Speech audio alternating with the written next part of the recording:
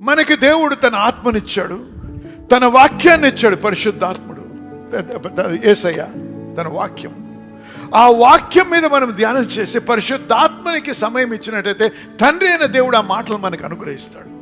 అప్పుడు మనం పలికినట్టయితే ఏ సాతాను కూడా దాన్ని ఆపలేదు. హల్లెలూయా. త్వరపడతాం, త్వరపడకండి, ఆలోచించండి, ధ్యానించండి, పరిశుద్ధాత్మకి సమయం ఇవ్వండి. వెలుగు కమ్ము అన్నాడు. హల్లెలూయా. అంతే మాట. ఏం చదవండి? అబ్రాహాము రాసిన పత్రిక 11:3 ప్రపంచము దేవుని వాక్యము. హల్లెలూయా. దేవుని వాక్యంలో ఎంత బలం ఉందంటే అదృశ్యమైనటువంటి పదార్థమును దృశ్యమైన పదార్థంగా మార్చగలరు. అలాగే మనము మాట్లాడిన మాటలు, దేవుడు మనల్ని ఎలా సృష్టించాడు? ఆయన వలె సృష్టించబడ్డాము.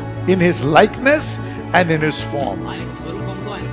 ఆయన స్వరూపములో ఆయన పోలిక. అంటే దేవుడు ఏ విధంగా ప్రవర్తిస్తున్నాడో మనము కూడా ఆ విధంగా ప్రవర్తించే విధానంలో దేవుడు మనం సృష్టించాడు. దేవుడు ఏ విధంగా మాటల ద్వారా సృష్టించాడో మన ప్రపంచాన్ని మనం మన మాటల ద్వారా సృష్టించాలన్నమాట. హల్లెలూయా.